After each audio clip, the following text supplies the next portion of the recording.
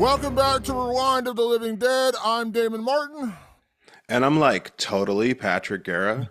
And Patrick, tonight we are taking a trip back to the 1980s, sort of, with a new film in the Fear Street series, and we'll talk about the connection to all that during the podcast, Fear Street Prom Queen. Yes, Damon, Fear Street Prom Queen released in May of 2025, starring Ilan O'Driscoll as Linda, Rebecca Black as Debbie, Ella Rubin as Melissa, David Lacono as Tyler, Ariana Greenblatt as Christy, Chris Klein as Dan Falconer, Lily Taylor as Vice Principal Breckenridge, Catherine Watterson as Nancy Falconer, Fina Straza as Tiffany Falconer, Susanna Sun as Megan Rogers, and starring India Fowler as Lori Granger. Damon, as you mentioned, written by Matt Palmer, Donald McCleary, based off books by R.L. Stine, and directed by Matt Palmer. Damon, we have been looking forward to a Fear Street follow-up for quite some time now because Fear Street came on the scene with a bang back in whatever the year that was, 2021, 2022? 2021, yeah. 2021, yeah. And I was just like thinking back on how great that trilogy was and how much fun we had with that and how the production quality was top tier and doing these three different eras, and the kills were tremendous. This follow-up, Prom Queen, had a lot to live up to, Damon. Damon, I remember at the end of that year, we did a best, our top 10 for the year, as we always do. And Fear Street Trilogy made your list. I think it made like number 2 or something, right? It was number one. It was number one for me that year. Yeah, I cheated. It was number 1.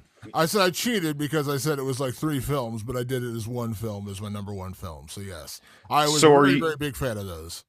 Are you a guy who afterwards like collected? You have this wall of fantastic collections behind you. Did you start picking up Fear Street stuff? Did you get your Fear Street shirt? Or do you have Fear Street physical media? Let's talk about Damon Martin, the Fear Street fan. Are you reading R.L. Stine? So I remember reading R.L. Stine when I was a kid, like Goosebumps books and stuff like that, but I certainly didn't revisit them in more recent years. But I am a big fan. Actually, you can't see it behind me. I actually have the skull mask from the original Fear Street film sitting behind me, and then I actually have a Fear Street poster to the left of me that I bought from a great VHS website and designer named Katie Video. She makes custom VHSs, and she made a poster series for Fear Street when it came out, and I got the one with the skull mask killer, and it actually has Maya Hawke on it. So I love the Fear Street movies, and the original trilogy was so much fun. I mean, they weren't perfect films. I'm not going to sit there and say they were iconic masterpieces, but it was such a unique way into doing a trilogy to release all 3 films within 3 weeks. So you didn't have to wait for the cliffhangers. You kind of got the complete story in, again, less than a month's time. And it was just so much fun. And the direction was great. The script was great. The acting was great. The plot was interesting. And every film was fun to a certain extent. Like, I really enjoyed part 1. Part 2 was great. Part 3 was probably my least favorite of the trilogy. But even then, it was, that's like saying Return of the Jedi is the worst of the original Star Wars films. Like, yeah, it's not the best, but I still love it. I still love the original Return of the Jedi. So when I heard they were going back to the world of Fear Street, and not only Fear Street, but they were going back to Shady Side High, which is where the original Fear Street films take place, or that town, I was genuinely excited. I was like, great, what a great way back in. Like, give me more. But then I started getting a couple of red flags where I was like, I don't know, because first off, it wasn't Lee Jeniak who directed the original trilogy. She wasn't coming back. Wasn't the same writers, wasn't the same producers, besides Netflix, of course.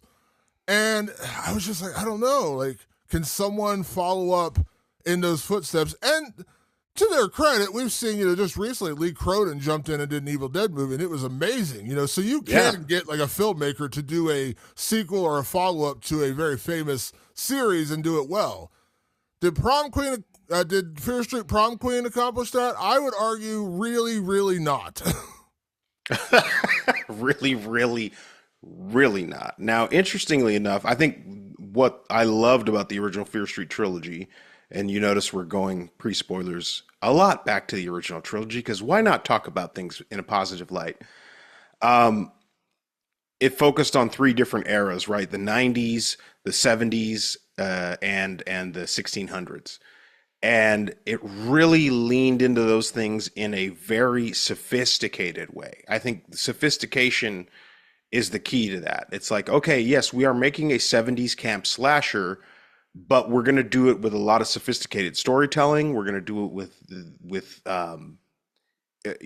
great production design, all these things put in place so that each of those eras felt authentic, but at the same time updated so that you got something that was better than what we got in all those different eras. Because I'll be completely honest with you, Damon, this is how I feel.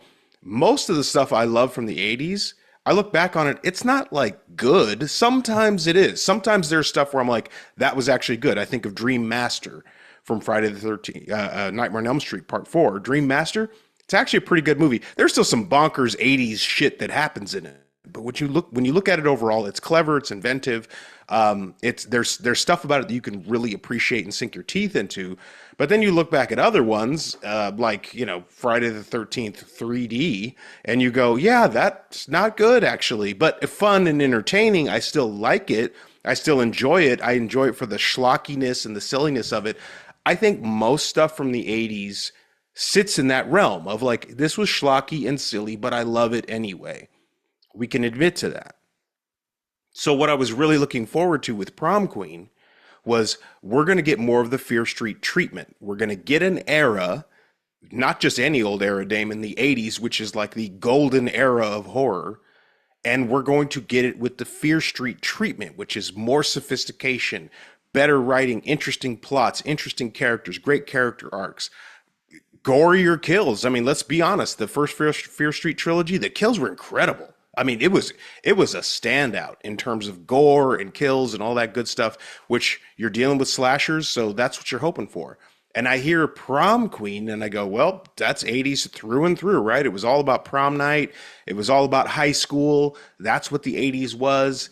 And then I watch Fear Street Prom Queen, and I'm almost taken a little bit back to like the 1980s with bad character development, convoluted ideas, convoluted plot, bad reasons for the for the killer to be doing what they're doing. I was kind of shocked.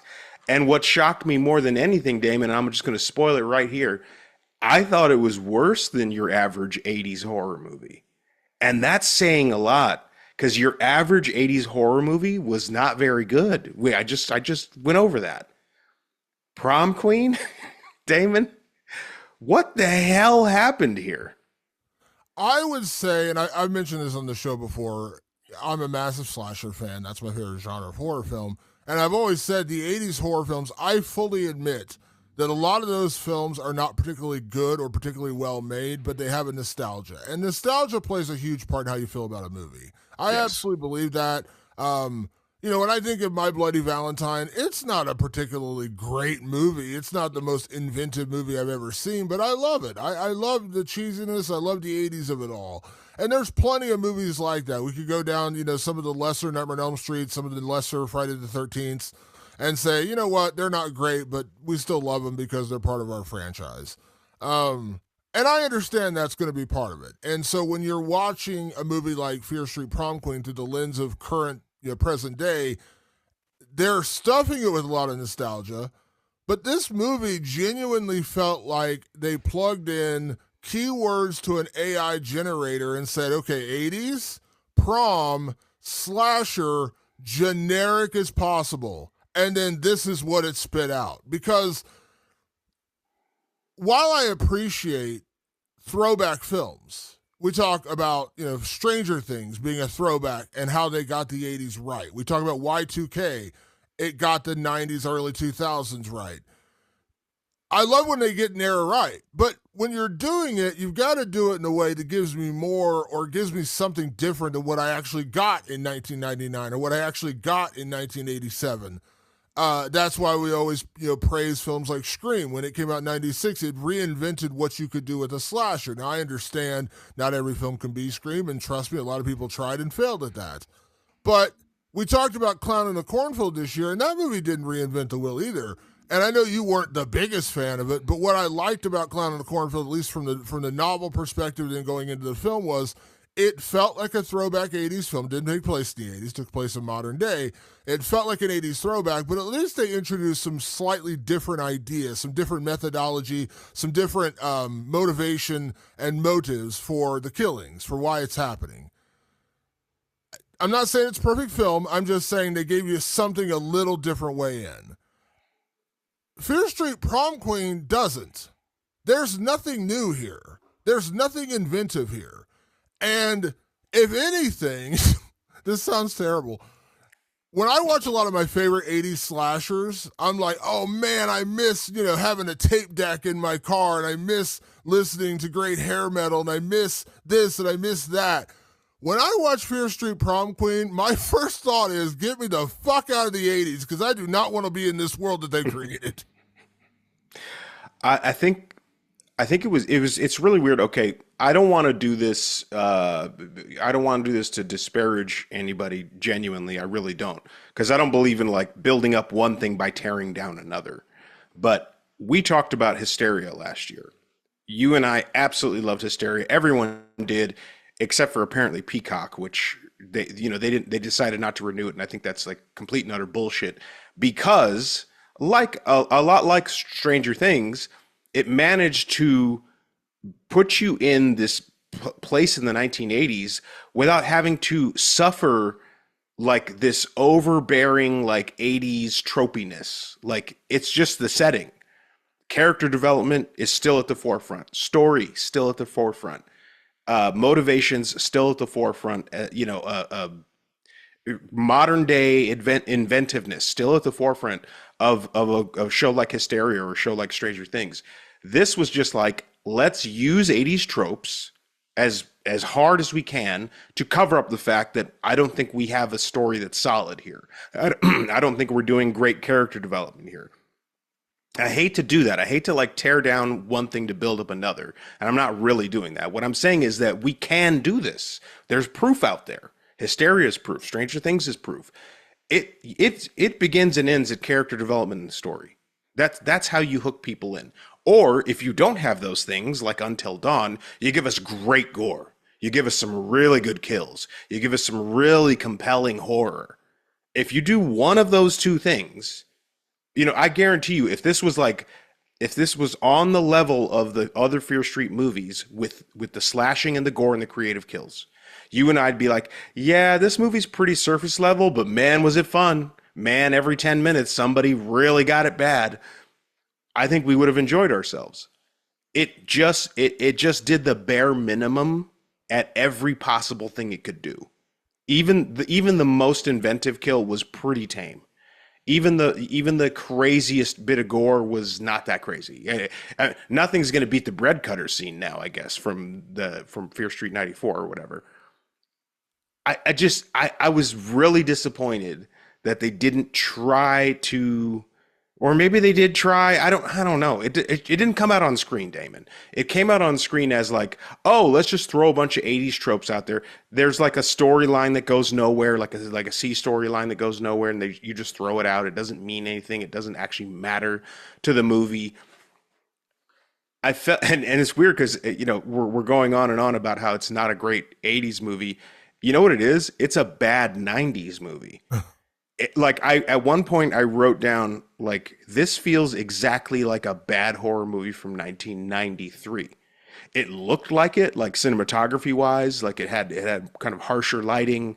The music to me was a little more 90s than it was 80s. I'm talking about the score, not the sound. The soundtrack was, by the way, every single 80s show out there uses "Ooh Baby," Heaven's a Place on Earth. Like, they all, like, that seems to be the only song anyone can license now when referencing the 80s. But in terms of just the score, the actual score felt more 90s to me. The acting, the plot, everything felt more 90s to me. And you and I regard the early 90s as probably a rough era in horror. And so, yeah, Damon, I mean, spoiler alert, we did not like this movie. It's when I talk about 80s slashers and the enjoyment and the love and the passion I have for those films, that's true. But then I go and watch a great documentary, which we've actually talked about on this show before. We actually had the creator of the documentary on here, the In Search of Darkness series. They did In Search of Darkness 80s. They're actually currently doing the 90s, and they did the first half of the 90s. They're doing the second half of the 90s, and the second part of the documentary. Love those. There's 3 documentaries on the 80s, and I adore those. Like I watch those like I watch films because I love hearing people talk Oh, about. I love those. So great. And watching those, and they break down a ton of films. Like they do year by year, 81, 82, so on and so forth, and they do multiple films from every year. And you got to remember, there's 3 of these documentaries, so they go really deep dive into pretty much every major horror film, or even not even major, just pretty much every horror film that was made during the 80s. And what I realized was, well, when I got excited when they would review The Thing, or when they would talk about Nightmare on Elm Street 3, or when they would talk about Prince of Darkness, or whatever movies from the 80s that I loved and I got a little jazzed about. And then, to their credit, they also introduced me to movies that even as an 80s kid I had not seen. And so that's the great thing about those documentaries. But one thing I did notice that made me revisit how I feel about 80s slashers is they did review a lot of cheesy bad slashers, and even in the reviews, the people reviewing them were like, this isn't a good movie, but I love it because of this, or it's cheesy, or it's this or that. And I went back and watched some of those because, again, I'm a child of the 80s. I want to see those 80s slashers. I'm like, I missed this. Let me go catch it. So I'd watch it on streaming, or I'd rent it, or I'd buy a Blu-ray, whatever, and I'd watch. And I would say, 2 out of 10 were movies that I'd be like, wow, I really did miss out on something. Like, there's a movie called Intruder from the late 80s, which was produced, had Sam Raimi's brother in it. It's a really underrated slasher. It takes place in a supermarket. Really, really enjoyed that film. It was fun. It was creative. It was different setting, different feel to it. I'm not going to sit here and tell you it's the most brilliant film ever made, but it's a really fun slasher that kind of slips under the radar. But there's a lot of films that they reviewed in those documentaries. I went back and watched, and I'm like, oh boy, I'm kind of glad I didn't watch this in the 80s because I would have been really not happy. And that kind of explains Prom Queen, because it's just so utterly generic. And Patrick, can I ask you, did you go to your senior prom? I did, actually. Okay, I did too. And we went in the late 90s, early 2000s. That's when you and I were in high school. So we're not of the 80s. But my older sister was a child of the 80s. And I remember when she went to her prom, and it was a big deal. She had to buy a dress, and she got her hair all done up, and she was excited when she got her date, and picked her up in a limo, and got the corsage, all that kind of stuff.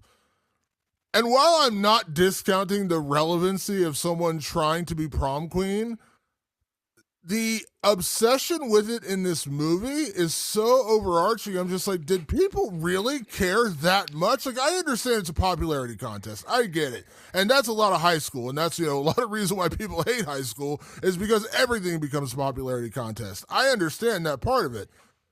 But the obsession with prom queen in this movie, it's almost like, I'm not saying it's not real. And I'm not saying that people didn't obsess about that in the 80s. I'm sure they did. I know it was a real thing. We had a prom queen and king at my prom when I graduated. But the relevancy to these characters, you would act like the prize is prom queen and $1 million. Like, that's how much they're obsessed with it. And it just completely bombards and kind of ruins whatever trying to plot they're building for. I almost would have felt better, not to rewrite The Living Dead here, if they were saying we're all battling for valedictorian. Like, I know that's going to put a bunch of smart kids against each other, not always the popular kids. Not saying popular kids can't be smart. I'm just saying, like, maybe that's what they're fighting for. Maybe they're all fighting for a scholarship, or they're all fighting for... Sure. The prom queen thing just felt so dated and so boring to me. I'm just like, did teens really fight this much to be prom queen? Can we get into spoilers? I feel like we're gonna spend the entire episode like tearing apart every problem we have with this movie, and it begins and ends with the plot. It honestly does. Well, yeah, there's more problems than just a plot, but yeah. And one last thing before we get spoilers, I want to say this. Matt, I think you will agree with me, Patrick, when I say this. I think one of my I'm saying this it doesn't ruin the movie, by the way. I'm not saying this ruins the movie. It just irritates me. And you know this. When a franchise finds success, a studio or writers or whatever, they will do anything possible to attach themselves to that IP, to that intellectual property, right? It's what Sure. Sony has done with the Spider-Man universe. They don't have they don't have rights to other characters in the Marvel Cinematic Universe. They have Spider-Man and they have Spider-Man's villains, his rogues gallery. And so they're like, well, we can't put Tom Holland in all these movies, so we're going to make a really bad Venom movie. And my God, those Venom movies are terrible. Hey, my kids love them. Well, the first one was somewhat watchable. The next two were just god awful. That's being generous. That's they're gonna make they made 3 Venom films. What was the one they just came out with? Kraven the Hunter, Morbius, and Kraven. They were just terrible films. Why did they do it though? Because it's an IP that they own and they wanted to capitalize on it. They couldn't put Spider-Man in it. They had to try to take every villain and turn him into an anti-hero. It was just bad filmmaking. But they own the IP, and so like we got to do something with this. So we're going to make these really bad Spider-Man spinoff films. Can you explain to me? I know you can't, Patrick. I'm just saying this, as a hypothetically. Can you explain to me why this needed to be a Fear Street film? Because it takes place in Shadyside High. Okay, that's the setting for the original Fear Street films. But there's absolutely zero, and I mean zero, connection. Thematically, story, characters, nothing connects this to Fear Street outside of there's one moment at the beginning where you see a bulletin board and have like a tribute to Camp Nightwing, which was the 1978 Fear Street where there was a bunch of murders. And this one takes place in 1988. And then there's one it almost feels like they put it in there just to say, hey, look, we're attached to Fear Street. There's a post-credit scene, which we'll talk about in spoilers. It's a very oh shit, we forgot to connect ourselves to the other movies. And I get that this is R.L. Stine's series. Like, he has a Fear Street series of books. There's like 100 books or whatever. They're all Fear Street movies, and a lot of they all take place in Shadyside. I get it. But it almost angered me. It's almost like calling a movie like this is Batman... whatever, you know what I mean? Like Batman's not in the movie, he has no connection whatsoever to the movie, but because we want to connect the Batman universe, it's got to be Batman ... the Riddler, or whatever name you want to give. Oh, Damon, they did it. It's called The Penguin, and it was fantastic. You can do it. You can do it. You can, but I think the Morbius and those it's more common. I don't understand why this needed to be a Fear Street movie. I understand why they did it because the name. They got people like us who love the original Fear Street to say, oh, we got to watch this, we got to review it. But then I watched the movie and I'm like, there's no relevancy between this movie and the other 3.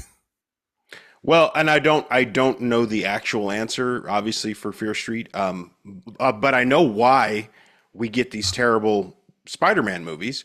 If they don't make them, they have to give the rights back to Marvel. Yeah. That's if no one out there knows that, Sony has to make those movies, and they have to make them every 2 years. They are under so much pressure to make a Spider-Man movie or a Spider-Man spinoff every 2 years, or they lose the rights to Marvel.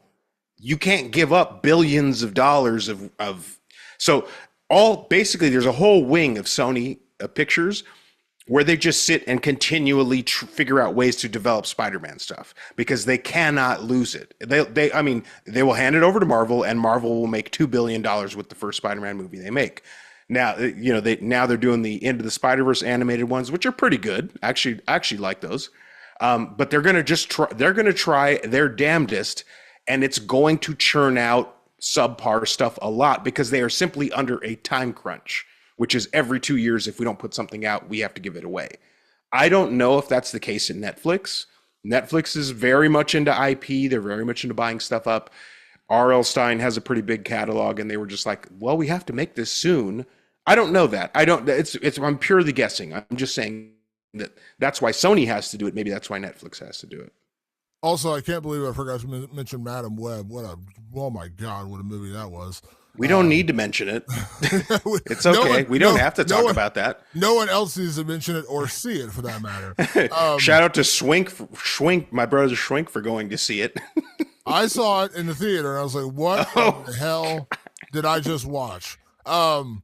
Yeah, I get it, but I'm also that's my issue with this film. It's like you're just shoehorning in Fear Street, and it has absolutely nothing to do with Fear Street whatsoever. So, with that being said, Patrick, let's get into spoilers. So if you haven't seen Fear Street Prom Queen, it is currently streaming on Netflix. If you have Netflix, you get to watch it for free or whatever your subscription price is. I hate when people say it's streaming for free. It's not streaming for free. It's not Netflix. You're not just paying an additional price though. So go check out Fear Street Prom Queen. It is streaming right now. Also, don't forget, we are going to be launching our Patreon page soon. Keep an eye out for details for that. That's coming very soon. We want to continue to get your ideas. If you know what you want on our Patreon, let us know. Ideas, pitches, whatever you got. And just as a reminder, our primary podcast, the podcast you're listening to right now, is still going to continue to be free. We're not charging for that. That's still going to be on Spotify and YouTube and Apple, everywhere else. This is just for extras. Bonus episodes, bonus reviews, Patrick in the shower, whatever you want to see, we're going to throw on our Patreon page. It's been the number one request so far. It's been highly requested. So, yeah, so if you got questions, comments, you want to talk about our Patreon, go to our Instagram page, and you'll see the little post about our Patreon launching, so check that out. With that being said, Patrick, let's get into spoilers, and I guess we should start with the, I use air quotes, plot of this movie. Should I hand it to you? Do you want me to give it? I don't think it's going to take long to get through this plot. Damon, the 1980s are no strangers to convoluted plots. Very often you'll watch a horror movie and go, why the fuck are any of them even doing any of this? Or why is this bully at the high school even care about this thing? Prom Queen suffers the same fate, but it suffers it on a catastrophically fundamental level, because we follow this character, Laurie Granger. Laurie Granger and her mom are kind of the recluse of the town. Or, they're kind of the, not pariahs. They're just not popular people. They're outcasts. I guess. They're outcasts. They're outcasts, but you don't even really get a sense of why, because I guess her mom killed her dad on prom night. Before we get into the plot, Damon, does that ever matter? That wasn't a tie into Fear Street, was it? No, they just use it as a plot device for people to dislike and mistreat Laurie. That's it. That's the only reason. Yeah, and it really never comes back around. I'm telling you, it does at the end when they reveal who actually killed her father. It was but that's. I guess I don't know. They're not good at it anyway. So they're a bit of an outcast as a duo, that mother-daughter duo, but Laurie is obsessed with the idea of becoming prom queen.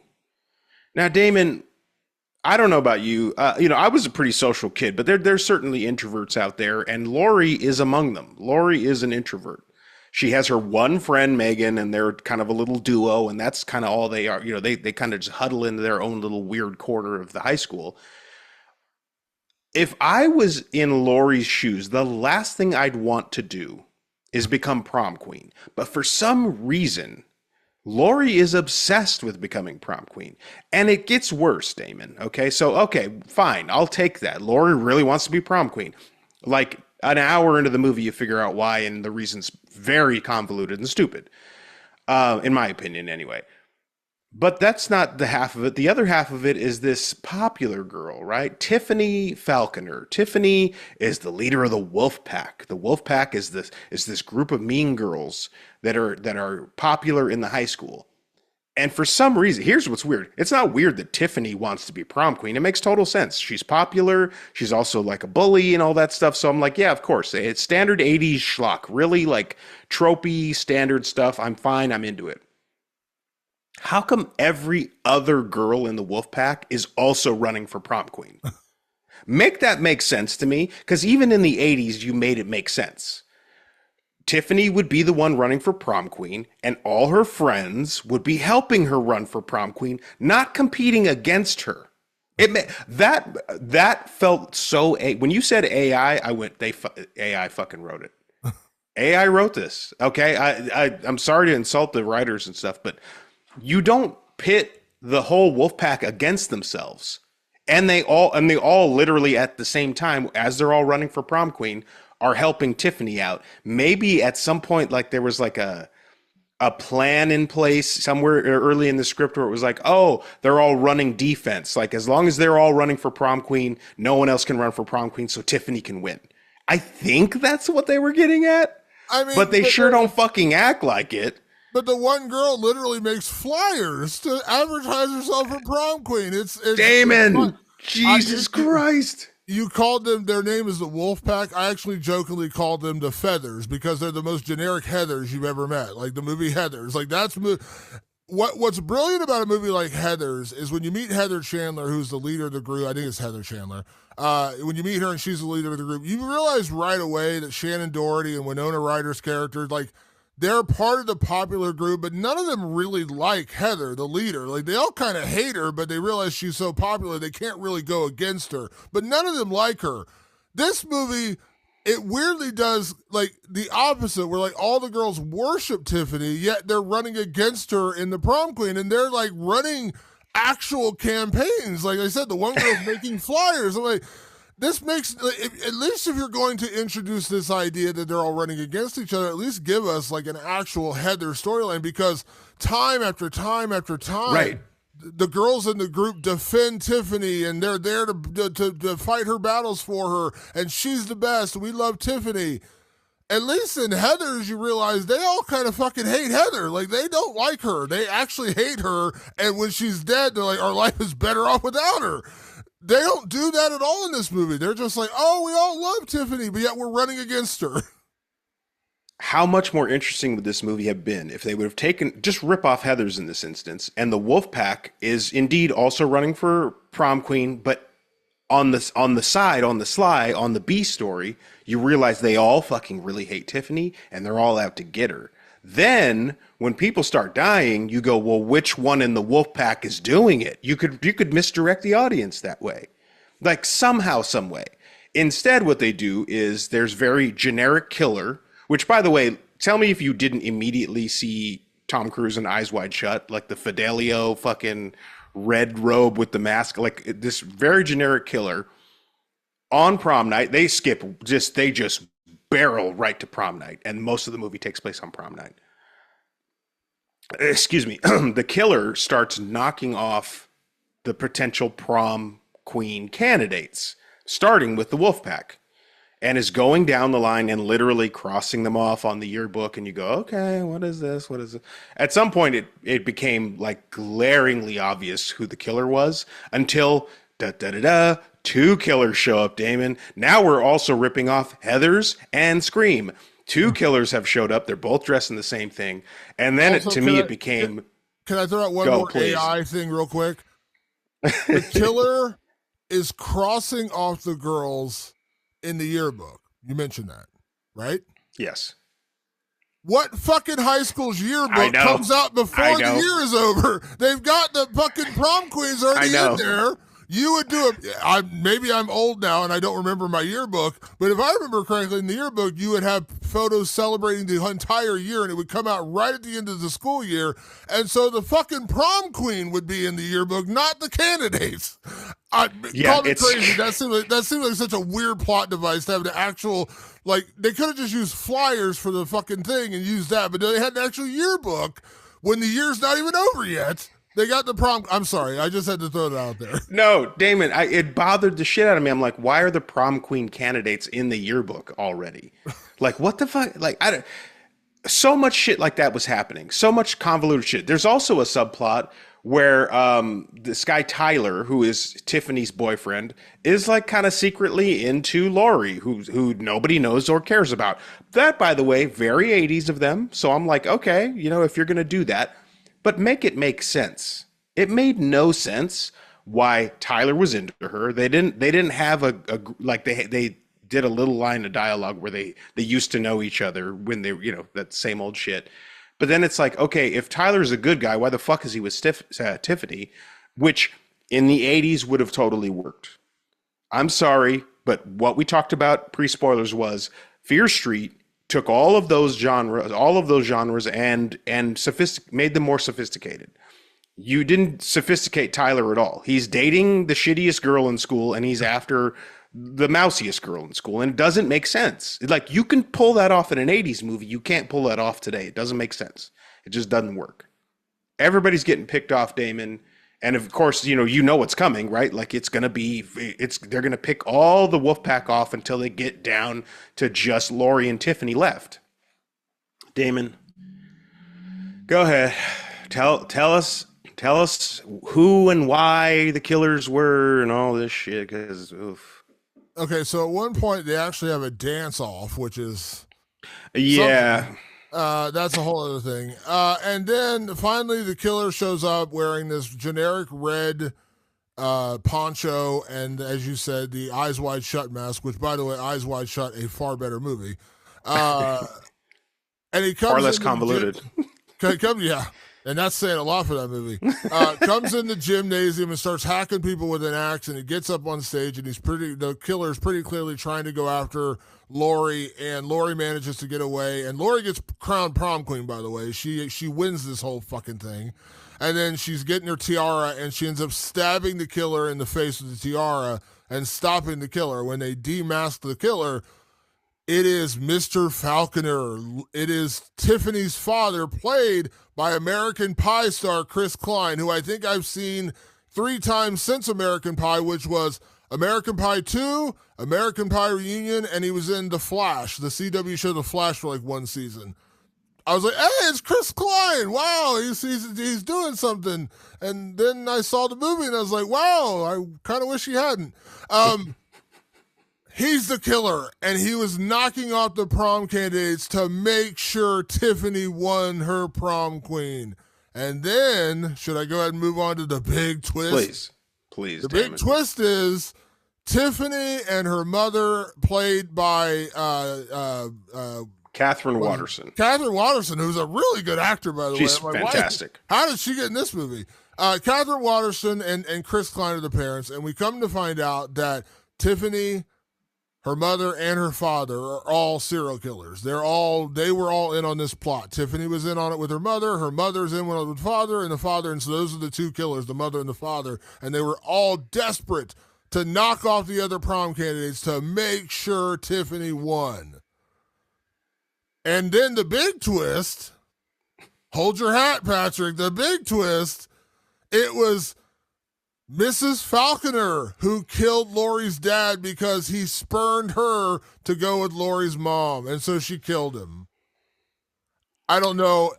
I was ranking the biggest twists in film history, and I was thinking like 7. I was thinking like Usual Suspects, and Fear Street Prom Queen, I think, slots right in there. I think maybe better than the Sixth Sense. Like maybe right, Sixth Sense under that. Sixth Sense under that. Yeah, it's such an incredible twist. I was like, this is what we're doing? This is the plot that we're just... Okay, I don't want to start... I'm just going to start picking this apart. First off, you know this as well as I do, Patrick. You went to high school. Yeah, your high school was much bigger. My high school was tiny. Huge. My graduating class was like 95. I went to like the class... Mine was like 900, yeah. Yeah. The popular kids who wanted to do what they wanted to do always got to do what they wanted to do because they are the popular kids. I remember during my prom, and I can't remember who won prom king and queen, but I think going into the prom, everyone knew who was going to be prom king and queen because they were the most popular kids. You just knew it. There was no other, there was no upset. There was no, dark horse contender. There was no underdog. No. Everyone knew. And it's purely a movie trope, by the way, that, there's a chance someone else can win. It's pretty much decided. So Tiffany's the most popular girl. They've already established that her friends worship her. They don't even hate her. They just worship at her altar. So they're not even working, technically they're supposed to not be working against her, even though her entire friend group's running against her, but let's just try to roll with the punches here, Patrick. So no one is technically working against her. No one is as popular as Tiffany, and no one really likes anybody else. Everyone is very much the B to her A. Why in the fuck would they need to knock off the contender? She's pretty much a shoo-in to win anyway. So it is the most vapid plot point I could possibly imagine, that to ensure Tiffany wins, you knock off the contender. How little confidence do you have in Tiffany winning that you got to kill her competition? And here's the thing, on the flip side of it is Lori. Let's not forget the movie's about Lori, right? And eventually her and Megan have the classic, like, 80s rift where her friend Megan is kind of an outsider weirdo, and all Lori wants to do is be part of the popular crowd, so they get in a fight about that.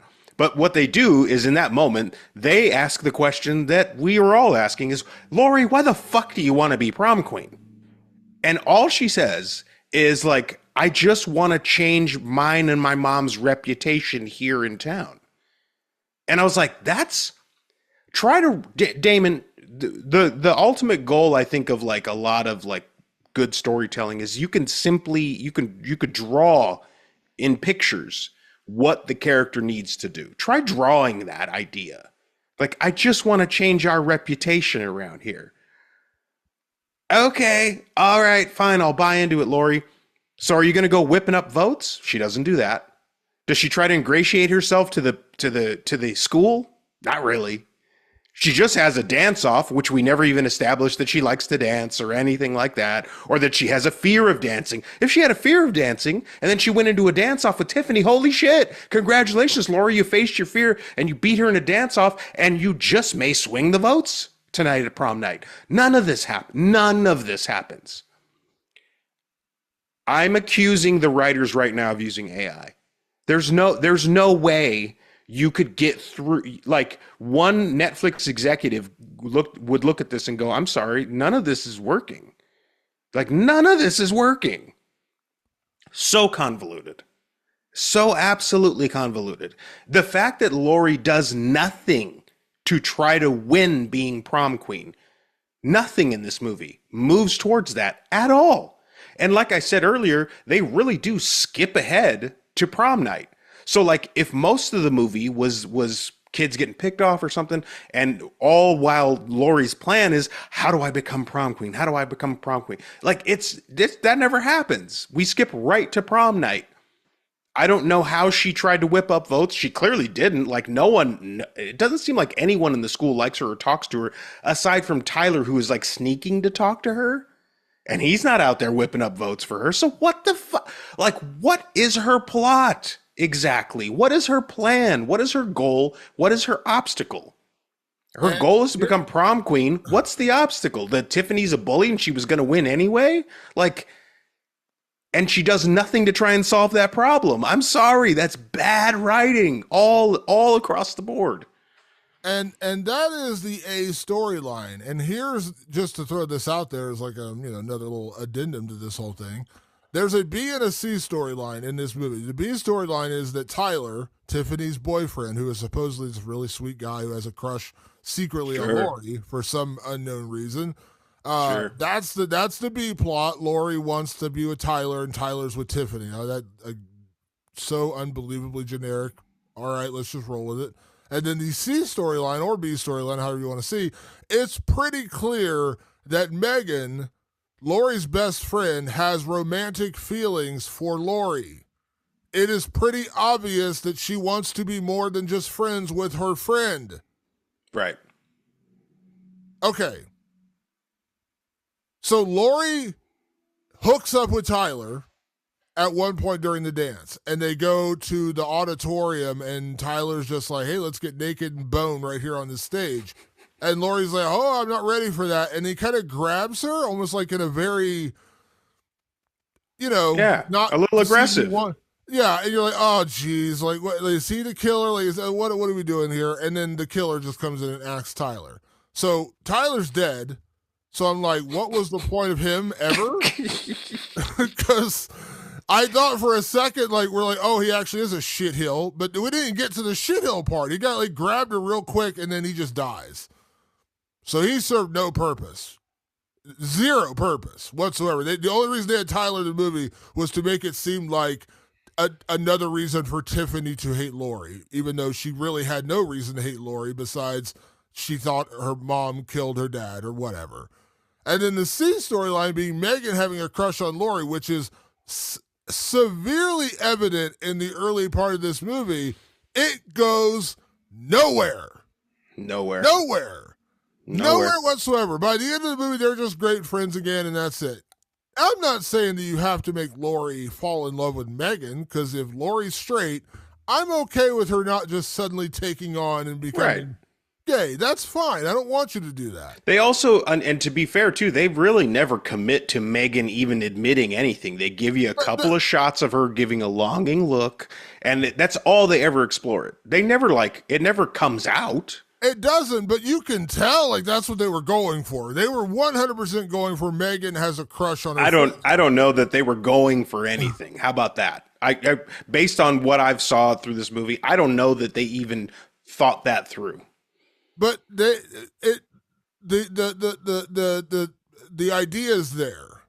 You got that same vibe, but not a. Oh yeah. No, it's not crazy to think that at all, because they try desperately. It just goes nowhere. Like they don't even bring it up again at the end of the movie. Like there's no moment. Like it's just mind numbing, Patrick. So the A story was vapid and kind of pointless and convoluted. The B storyline was pointless. With it evaporates. And it literally stops halfway through its own story. And the C storyline starts, and they continue to kind of pepper in that like Megan is, Megan only has Lori. Lori's, all this kind of stuff. And by the way, last thing I'll say on this, Patrick, and I've seen this criticism from a lot of our creator friends and other people I've read on reviews since I watched this movie. The characters in this movie are just not likable. The one character that you kind of root for a little bit is Megan, because she's a bit of the outcast. She's very much a loner. And for us kids of like that era, the metalheads, the goth kids, whatever, she would definitely fit in our little friend group. But Lori, who is her best friend, is a shithead. She's a shithead to Megan. Lori is just like, Megan, we're friends, but I kind of want to be in the wolf pack. That's kind of the vibe I'm getting throughout this entire movie. The wolf pack that hates me, the wolf pack that treats me like shit, the wolf pack that is just awful to me, like undeniably awful to me. There's one girl in the wolf pack who mid-prom turns and kind of helps out. I think it's Melissa, who kind of turns and helps out Lori. It's not really earned. I think she's just so tight. She finally gets so fed up with Tiffany that she decides to start helping Lori. It's not really like out of any sort of like change of heart or anything. No growth happens. Nothing's earned.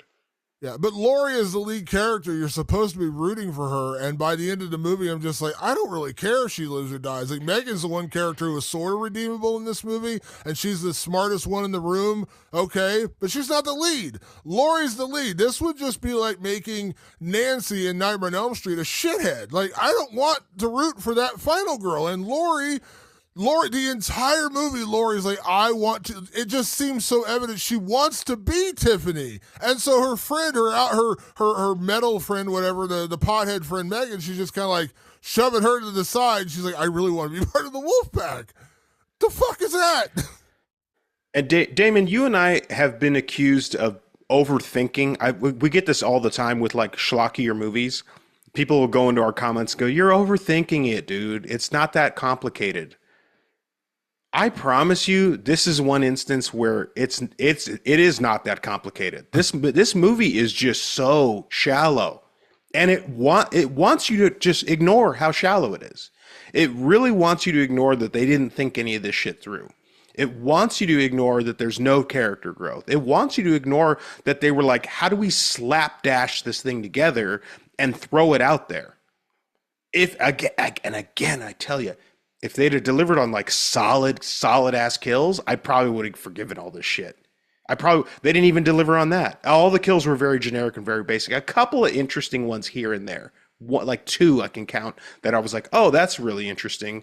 Not even that interesting, just interesting enough in this movie that was not interesting at all. We're not overthinking it, folks. Like, you gotta call out the bad shit or they'll keep making it. Like Fear Street's better than this. I think that's where the rage is coming from right now. The genuine like nerd rage is like, those Fear Street movies were awesome. This thing gets to wear the Fear Street name and it doesn't even sniff those things. It doesn't even come close to them. Not even close. Not even remotely close. And I think that's also one of the most frustrating things why I said I hate that they even put the Fear Street name on this. Because you didn't even, I get why they do it, but it's not a Fear Street movie. It has zero relevancy whatsoever to Fear Street. And if you remember the Fear Street movie, sorry, I'm slightly spoiling movies that are now like 5 years old. There was a supernatural element of a witch, a cursed witch, that was kind of the heart of those movies, and so there was this supernatural element. There's none of that here. And Yeah. if you real quick before we get to spoil, before we get to categories, the ending of this movie, Laurie manages. Well, Chris Klein, Chris Ostreicher from American Pie, he gets taken away by the cops, so I guess he lives. But the mother and the daughter attack Laurie at their home, which, by the way, even That's more that's a like terrible sequence. Terrible. like that whole Laurie suddenly befriends Tiffany. She feels bad for Tiffany finding out her dad was a serial killer. She's like, "It's okay, Tiffany. Now we're friends. I'll go home with you and take care of you." Okay, whatever. Well, I get what they were doing there. She's extending the olive branch because that's something that her mom dealt with, or or she dealt with her mom and dad. So she's like, "Oh, I'll help you out here." And then it's just like the final sequence where they're trying to kill her is like mom or Tiffany comes at her, she kicks her, she falls over and she dies. Mom comes at her, she turns around, she throws a trophy at her face and kills her. It's like, okay, like it all led to this. Great. Thanks. The connection, by the way, to the Fear Street universe is in a very, very brief post-credit scene that I'm wagering absolutely got thrown in post production, because I guarantee you some executive, some person at Netflix watched this movie and goes, "Great, we got a movie here. Can you explain how the fuck this relates to the Fear Street movies?" Like, you didn't even get the high school name right. It's the Shadyside Witches. They call it the Shadyside Wolves in this movie. So you didn't get the fucking name right. But they're like, call me crazy here, but is there any connection whatsoever to the Fear Street movies? It's like, well, actually, let us go film this. And at the very end of the movie, in the post-credit scene, you see Mrs. Falconer laid out dead, and you see the witch's symbol next to her body, which is the symbol from the original Fear Street. So the original Fear Street introduced this theory that there was like this witch's curse. People would almost become possessed by this witch, and they'd go on these killing sprees. That was the taint on the town of Shadyside, right? I'm not going to get too deep into that. It's a taint, all right. That's the very basic version. People get get haunted by this spirit of this witch, and they start killing people. So there is a supernatural element here. This movie has no supernatural element whatsoever, but then they throw in that little symbol at the end to say, "Oh, this was connected." No, it wasn't connected. You just realized you made a Fear Street movie without any connection whatsoever to Fear Street, and somebody's like, "Shit, what can we do here? Let's throw in that symbol at the end," and suddenly people are going to be like, "Ooh, it's Fear Street." I'm tired, Damon. I don't like being mad at movies, man, but this one insults it genuinely insults the audience with how bad it is. It doesn't even make me mad as much as it's one of those old parent things. I'm not mad, I'm just disappointed. I'm disappointed you called this a Fear Street movie. That's where I come from. Fair I'm not enough. angry, I'm not mad, I'm just disappointed. Patrick, let's get into some categories, and do we have some categories for this? Let's kick things off, as always, as we do with best performance. And Patrick, I know you were fighting through the odds here to figure out which one was going to get it. But who gets your award for best performance in Fear Street Prom Queen? Yeah, I was having trouble with best performance, and I've said it before. It's usually not the acting that's the problem. It's usually the writing. It's usually what you're making the actors do. And that's why you tend to not resonate with the performances. Sometimes there are bad performances. They're out there. And we may get to that shortly. My best performance is India Fowler as Laurie Granger because, hey, why not? She's the lead of the movie. I saw her most on screen, so I'll give it to her. I'm being an asshole. I'm sorry. I don't mean to be a fucking asshole. I really don't. I hate being like that about movies. As a filmmaker myself, I hate being like this about movies. But this movie is an offense. It genuinely is. This is Patrick. This is you going up to the Oscar award, opening the envelope and sighing before naming the award. And the winner is, oh, Jesus. And the winner is Honora instead of The Substance. Congratulations, Honora. Don't do that. Honora's a good movie. I like Honora. I'm actually not throwing shade on Honora. I just love The Substance way more. Like I think it's just what was the movie that beat Goodfellas? Was it was it not Last of the Mohicans? Was it what was the Kevin Costner movie? I don't know. The Postman? Like, I have no idea. The Kevin Costner Native American movie, the one where he played like Dances with Wolves. Oh yeah. Wasn't that the one that beat Goodfellas? Wasn't that the I don't remember. I don't know. Like that would be like going up there and being like, and the winner is good Dances with Wolves. All right, yay. It's one of those, or Crash when Crash won. Everyone's like, how the fuck did Crash win? Kind of like that. Patrick, my best performance, I'm going to give it to literally the only character in this movie I didn't want to hit with an axe, and that was Megan, Susanna Son. I like Susanna Son. Okay. A show that you and I liked, and apparently we were the only two people on Earth that liked this show. She was in The Idol, the one with The Weeknd. Oh, yeah. And the Lily Rose Depp. She was in that. She actually is a really, really good singer. I like her. I think she's good. She was in she was in a Sean Baker movie, funny enough. That's how she got her start, was in Red Rocket. I like Susanna Son. I thought she played the role pretty good. Once again, we're dealing with the idea that you're asking. I mean, I'm not saying she looks older, but, Susanna Son is literally 29, and she's playing a 16-year-old, but neither here nor there. She plays the most likable character in a film filled with dislikable characters. So I like Susanna Son, so I'll give her the award because her performance was solid enough, and the character didn't make me want to jump off the top of the high school. So, yeah, fair enough. I think that character was a very Rewind of the Living Dead type character. So yeah, we speak your name. Patrick, you know this film is special when we get to our next category, and that is our famous category named after the great Nicolas Cage from the movie Prisoners of Ghostland.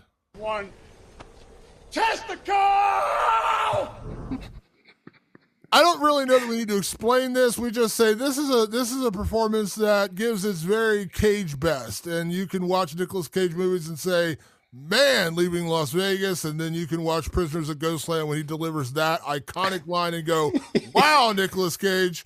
Patrick, when it comes to Fear Street Prom Queen, who gets your one testicle award? My one testicle award goes to Fina Straza, who plays Tiffany, our titular bully villain.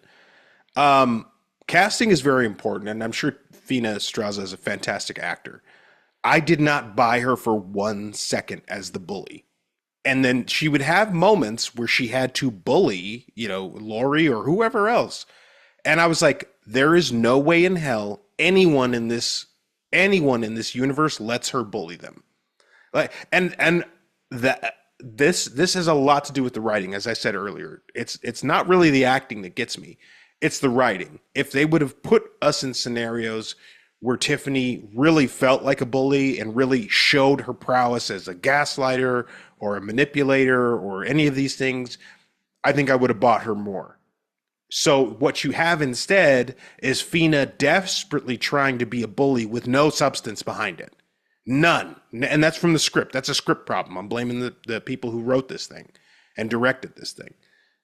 They didn't put the meat on the bone for her to work that.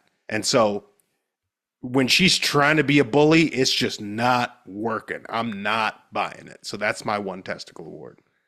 Yeah, it's pretty. I mean, it's pretty obvious with that one, and it's just it's rough. And it's funny because you mentioned like how she's not really a bully. I was thinking actually I didn't realize it was the same year. Heathers came out in 1988, which is when this movie is set, which is a far, far, far, far, far, far, far better movie. Kim Walker, who played Heather Chandler, and sadly, she passed away very young at 32 years old. But her character in that movie, like, as I mentioned, everyone in that movie hates Heather. Like, even though she's the most popular girl at school, everyone envies her and wants to be like her, but they hate her. Her portrayal is brilliant in that movie. You think about other iconic 80s girl villains, you think of 16 Candles, you think of, other movies of that ilk. And the casting is such a huge part of that. I think of Kim Walker in that movie, like the way she played Heather Chandler, she was brutal, she was vicious, and you got it. Like you're like, yeah, I get why people are, she's attractive and she's this and that, but she's also really, really evil. I didn't get that sense at all from this character, at least the way it was portrayed, the way it was written. Patrick, my one testicle award goes to none other than our killer himself, Dan Falconer, played by Chris Klein of American Pie fame. Now, I mentioned earlier, I love the American Pie films, by the way. I just rewatched part 1 and part 2 recently. They're on like Showtime this month, and I've been rewatching them, very much of my youth. I think I mentioned this on the podcast before, a show that we have fully admitted we've ripped off in the past, a show called The Rewatchables, the podcast Rewatchables. They did an American Pie episode like a year ago, and I love the podcast, by the way. Bill, all the guys over there, you do a tremendous job. Love your podcast. One of the only ones I consistently listen to. But I didn't like that episode because the entire episode was them apologizing for American Pie. Like, you couldn't do this now. This is so egregious. And I'm like, we get it. It's of that era. But Chris Klein, of course, very famously of the American Pie franchise. And he did American Pie 2, American Pie Reunion, and as I mentioned, I think he's in The Flash for like one season. Patrick, his portrayal as the mad dad / killer, how can I say this without being cruel? It's something. It's something. When they finally take the mask off of him and you realize it's Mr. Falconer, there's not really an audible gasp from us, maybe from the crowd in the movie, but not from us as the audience, because we're like, right. Oh, I saw this coming. He literally turns on a Batman voice, and he goes, I know how bad you wanted to be prom queen. I wanted my daughter to be prom queen, so I made her prom queen. Am I wrong? Did he not turn on the Batman voice? Did he not turn into Christian Bale when he's like, you had to win prom queen. I had to do everything for you to win prom queen. I'm not wearing hockey pads. yeah. It was something else. And it's the same thing, Damon.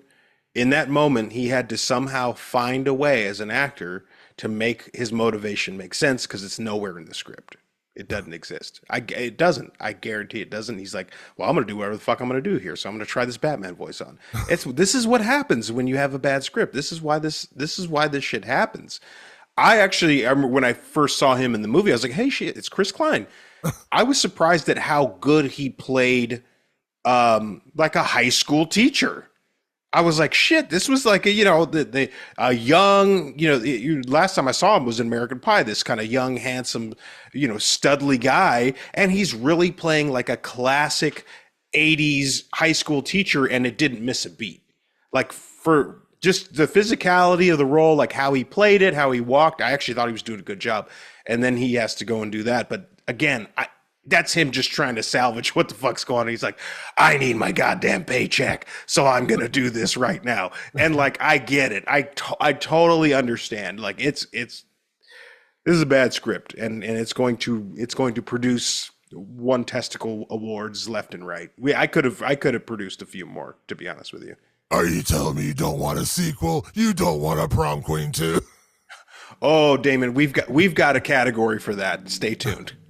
Patrick, let's go to our next category, best kill / best gore. Now, they do make some attempts at doing some pretty, they do. Yeah. They don't tone down the horror. And I remember reading an interview with Matt Palmer, the director of this movie, and they asked him about that, like, toning down the horror, is anything like that. And he pretty much said what we said on our Final Destination episode, Final Destination Bloodlines episode, where I said that I think we've come to a place now where people are like excited for gore again. Like, they're not shying away from that. And he said that, like, of course, the original Netflix trilogy was incredibly brutal. We loved the kills in those movies. Yeah. And so, like, there was no toning it down. Although it did get toned down a little bit in some spots, but there's a lot of slashers to do that. So, but there was still an attempt. There was an attempt. And from what I understand, 95% of the effects in this movie are practical. They had a couple of digital effects. I think you could probably figure those out when you watch the movie. They were pretty obvious. But Patrick, what gets your best kill / best gore for Fear Street Prom Queen? My best Kilgore goes to Linda's boyfriend getting chopped by the paper shredder. So a paper shredder comes in and you're like, "Oh hell yeah, we're gonna do a paper shredder standard fare in your 80s high school." And the killer goes at, we don't know who, could have been mom, could have been dad, chops both his hands off. And my wife's like, "Oh my God, look at him. He's trying to get the door open." And it was funny to watch him with his little bloody stubs try to get the door open. So I gave them that one. So my favorite kill slash gore, and I this sounds terrible. I can't remember the character's name that it happened to, but we talked about this friend group surrounding Tiffany and how they're all running for prom queen. No one is actually seemingly there to help her win prom queen, even though she is clearly the queen bee.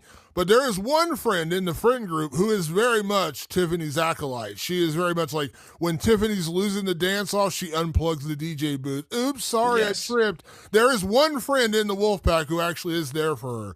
And at the end of the movie, when Laurie's been crowned queen, there's one girl in the back, and she's just still being total mean girl. You know, she's ready to pull the bucket and have the pig's blood fall all over Laurie. Oh, yeah. She's that girl.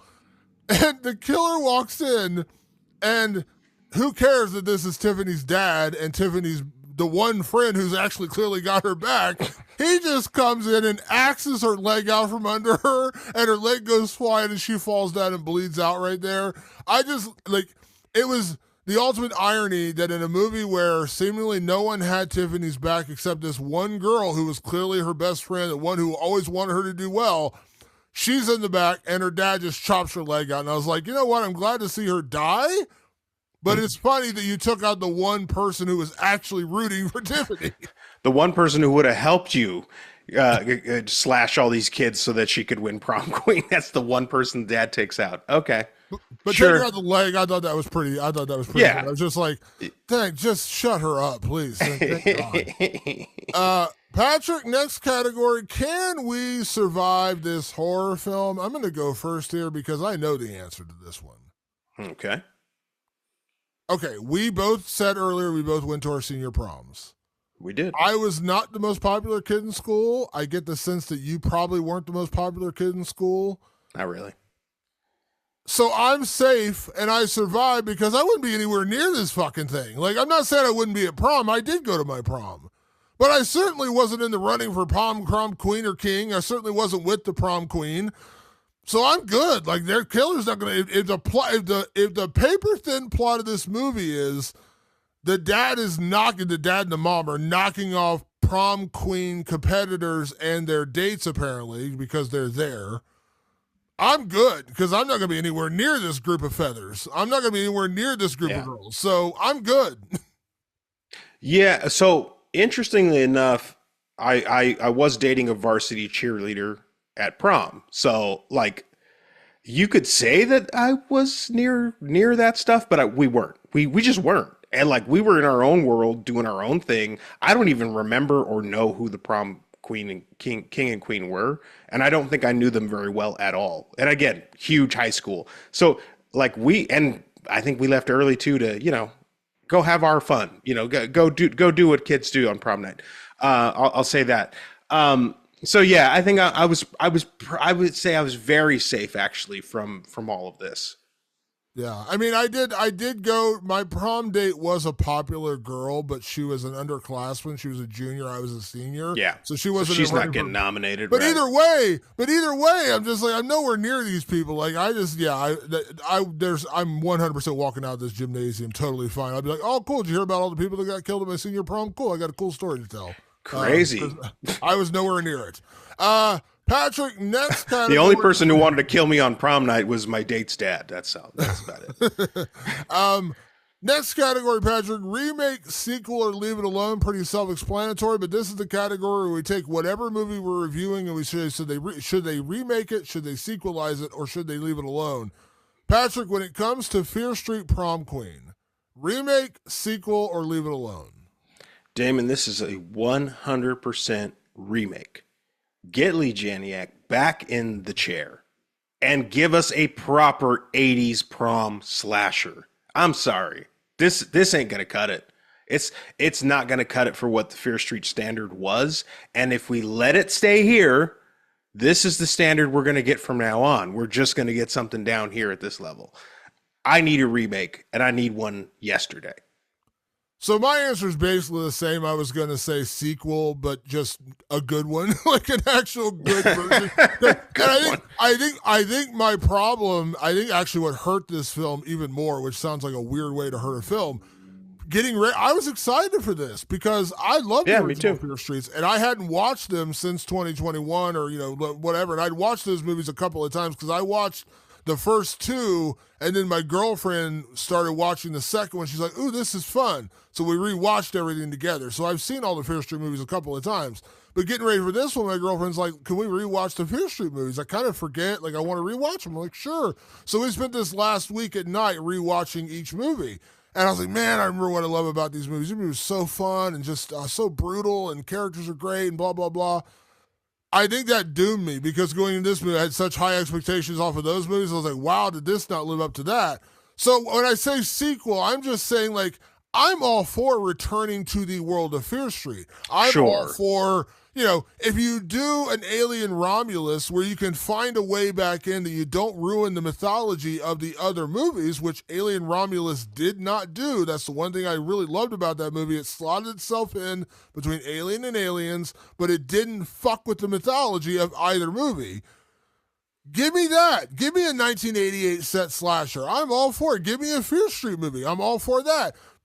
Don't fuck with the original three, which you don't have to do, but give me a good movie. And this was not that, and it wasn't a Fear Street movie. It just wasn't. No. This was an utter failure for the Fear Street trilogy, unfortunately. Yeah. So, Patrick, last category. Boy, do I think we got an answer here. Is it scary? So, at the end of the day, and let's judge on the slasher scale, because I don't know that slashers are always the most scariest films. Is Fear Street Prom Night? I keep wanting to leave out Fear Street because that has nothing to do with Fear Street. Is Fear Street Prom Queen Prom Night? I was calling it Fear Street Prom Queen. Prom Night's a much better movie. Is Fear Street Prom Queen scary? Yeah, I'm quaking in my boots, Damon. I'm terrified because if this is what Netflix thinks a good horror movie is going to be, we're in trouble. Genuinely. Like, don't sign off on this. Don't sign off on the script that made that. If there was a script, I don't know if there was, or if they did have the writers use AI prompts to write the script. This is bad news, and it scares the shit out of me. Like, genuinely, the movie as a slasher, also not good, also not that great. Kill's not interesting enough, and the stuff in between not engaging enough to say, is this slashy? It's no. For me, this is a no across the board. I mean, I've seen worse. I know that sounds like the worst compliment you could ever pay a movie, but yeah, that's a big backhand coming from Damon Martin. I've seen worse. And when I say that, I mean this genuinely. Like, this isn't the worst movie I've ever seen. It is very generic. It is very color by numbers, and it is a very vapid plot. That's the problem. And when you're doing this movie, this 1988 set movie in 2025, give me something to hold on to. And there was just nothing to hold on to with this movie. I would probably still rewatch this faster than I would rewatch Men, that Alex Garland movie. I fully disagree with that. Fully disagree with that statement. Yeah, that movie even though I know that ending is so dumb, I still would watch Men over this for sure. Yeah, I'd rather smack myself in the face with a tack hammer before watching that again. But my point is, this isn't. As I said earlier, this is just a disappointing mess. Like, it is not good. It's not scary. To answer the question, it's not scary. It's not suspenseful. This is one of those movies where if you think you know who the killer is, you're probably right, because there's not a whole lot of mystery here. There's not a whole lot to grab onto. This is like trying to grab onto wet Jello. Like, you're just gonna slip right through, and it's just not gonna work. Like, wet Jello, melted Jello. Like, that's what you're trying to grab onto here. Like, just melted Jello. It just does not work. So yeah. There's our ringing endorsement to go watch Fear Street Prom Queen. It is available on Netflix right now, so go check it out if you want to check it out. And I've seen positive reviews for this movie saying, "Oh, it was fun." It was. Cool. We always say this. Right. Great. Judge for yourself. Judge for yourself. There are people out there who think Final Destination 4 is good. I promise you it's not, but there are people who like it. So, more power to you. Go tell us how we're so wrong about this movie. I can't wait to see those comments. Patrick, that is our episode for this week. Of course, we'll be back next week. Next week is a very, very big episode in this podcast. We're going to be reviewing the new Philippou Brothers movie, Bring Her Back. You and I champion. Talk about 2021. Fear Street was on the top of my list. 2023 was Talk to Me, which was both of our number one film of the year, the Philippou Brothers. So Bring Her Back has a lofty goal to aspire big to. Bar. So bar.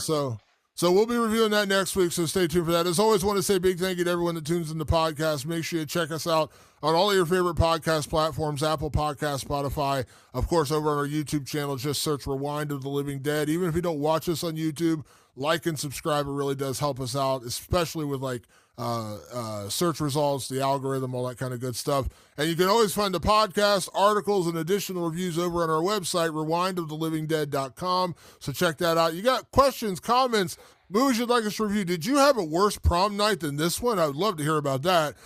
Send us an email, rotlivingdead@gmail.com. That's rotlivingdead@gmail.com, or hit us up anytime on social media. You can find us on all the major social media platforms, Facebook, Twitter/X, and of course over on Instagram. Just search Rewind of the Living Dead and you'll find us over there. Or you can find us on our own personal social media channels. I am at Damon Martin and you are? At Director Patrick. And as always, want to say a big thank you to everyone that tunes in the show. We'll be back next week with another edition of Rewind of the Living Dead. Thanks for tuning in. We will see you then. Peace.